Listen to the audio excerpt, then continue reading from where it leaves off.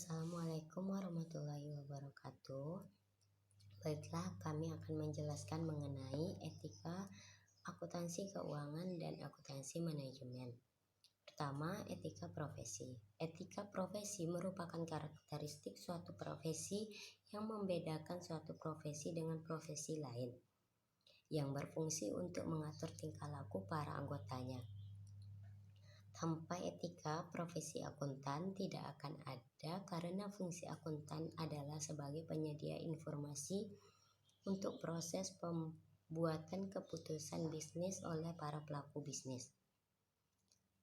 Setiap profesi yang memberikan pelayanan pada masyarakat, pelayanan jasa pada masyarakat, harus memiliki kode etik sebagai seperangkat prinsip-prinsip moral yang mengatur tentang perilaku profesional. Etik yaitu norma atau azas yang diterima oleh suatu kelompok tertentu sebagai landasan tingkah laku sehari-hari di masyarakat maupun di tempat kerja.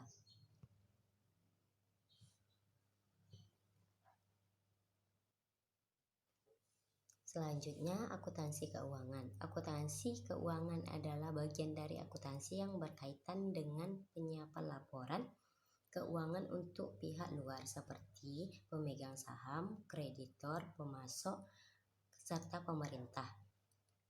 Hal penting dari akuntansi keuangan adalah adanya standar akuntansi keuangan yang merupakan aturan-aturan yang harus digunakan di dalam pengukuran dan penyajian laporan keuangan untuk kepentingan eksternal.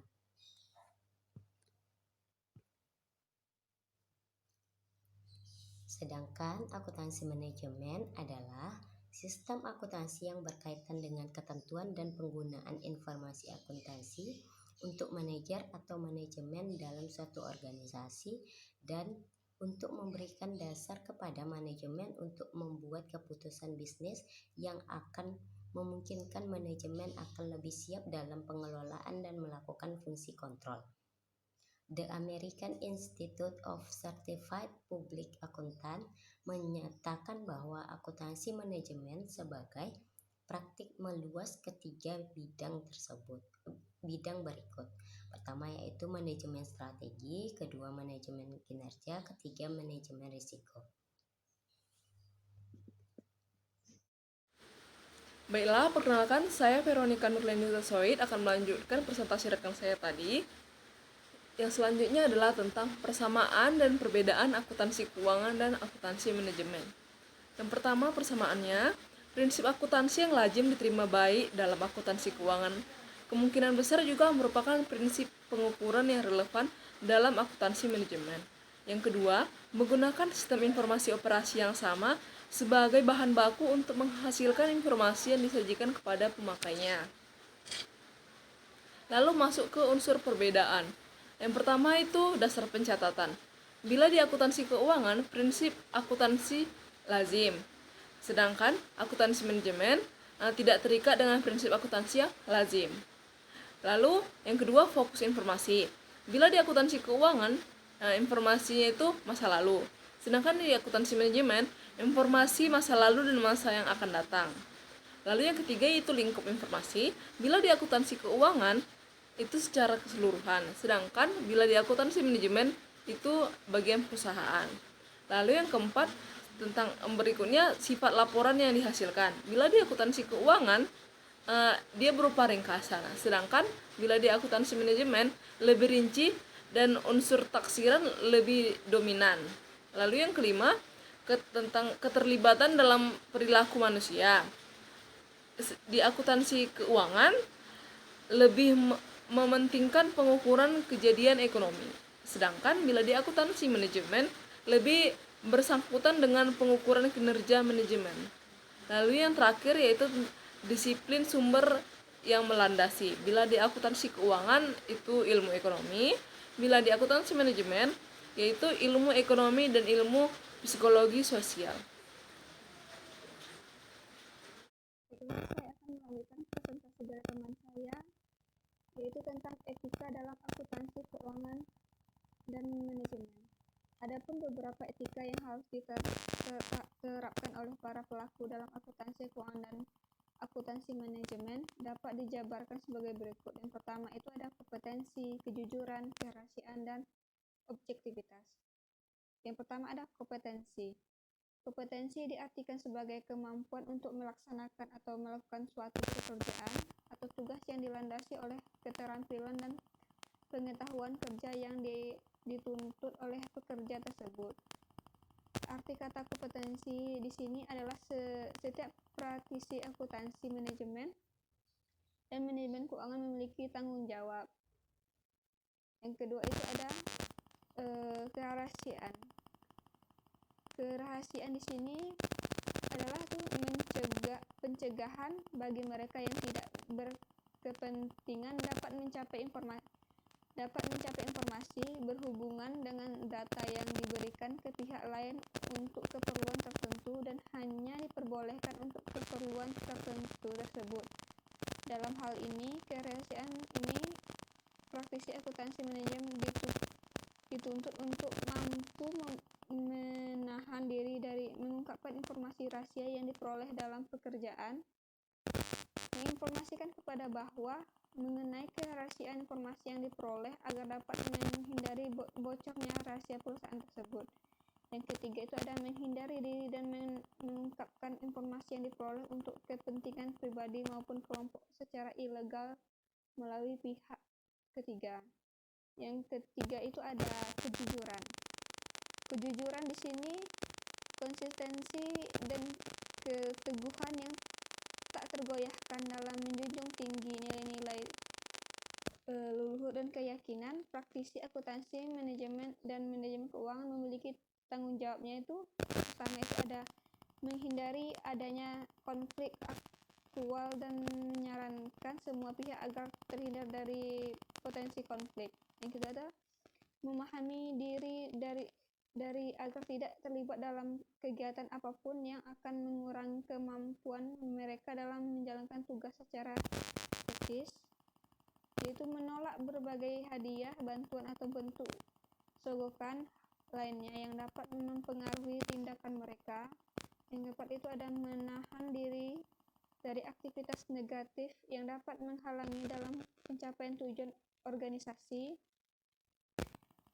Yang kelima ada mengkomunikasikan informasi yang tidak menguntungkan serta yang menguntungkan dalam menilai profesional.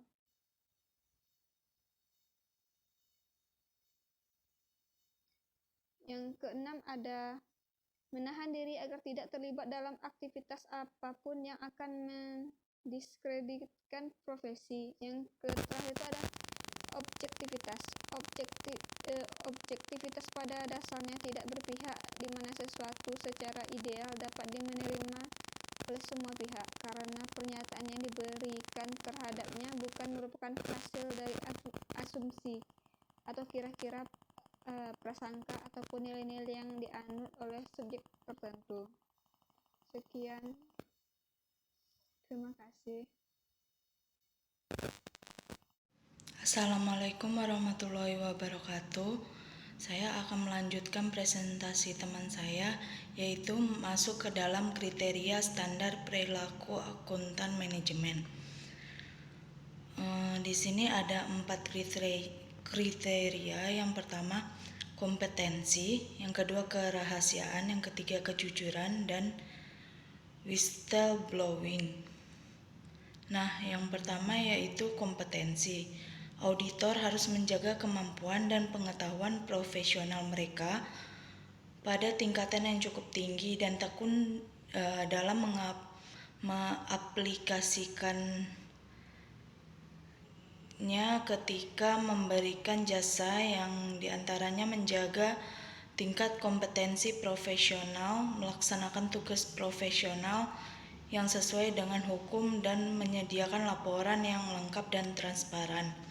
Yang kedua kerahasiaan, yaitu auditor harus dapat menghormati dan menghargai kerahasiaan yang diperoleh dari pekerjaan dan hubungan profesional, yaitu diantaranya meliputi menahan diri supaya tidak menyingkapi informasi rahasia, menginformasikan pada bawahan dengan memperhatikan kerahasiaan informasi, menahan diri dan dari penggunaan informasi rahasia yang diperoleh.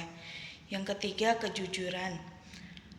Auditor harus jujur dan bersikap adil serta dapat dipercaya dalam hubungan profesionalnya, meliputi yaitu menghindari konflik kepentingan tersirat maupun tersurat, terus menahan diri dari aktivitas yang akan menghambat kemampuan menolak hadiah, bantuan, atau keramaian yang akan mempengaruhi segala macam tindakan dalam pekerjaan, dan mengetahui serta mengkomunikasikan batas-batas profesionalitas dan mengkomunikasikan informasi yang baik atau tidak baik untuk menghindarkan diri dari keikutsertaan atau membantu kegiatan yang akan mencemarkan nama baik profesi. Yang keempat, whistleblowing. Whistleblowing ini merupakan tindakan yang dilakukan seseorang atau beberapa karyawan untuk membocorkan kecurangan perusahaan kepada pihak lain. Whistleblowing ini terbagi menjadi dua, yaitu whistleblowing internal dan eksternal. Yang internal yaitu kecurangan yang dilaporkan kepada pimpinan perusahaan tertinggi. Pimpinan yang diberitahu harus bersikap bijak dan netral. Loyalitas moral bukan tertuju pada orang, lembaga, atau otoritas kedudukan, melainkan pada nilai moral, keadilan, ketulusan, kejujuran, dan dengan demikian bukan karyawan yang harus selalu loyal dan setia pada pimpinan, melainkan sejauh mana pimpinan atau perusahaan bertindak sesuai moral. Yang kedua, whistleblowing eksternal, yaitu membocorkan kecurangan perusahaan pada pihak luar seperti masyarakat, karena kecurangan ini merugikan masyarakat. Motivasi utamanya adalah mencegah kerugian dari banyak orang. Yang perlu diperhatikan adalah langkah yang tepat sebelum membocorkan kecurangan tersebut ke masyarakat. Untuk membangun iklim bisnis yang baik dan etis, memang dibutuhkan perangkat legal yang adil dan baik.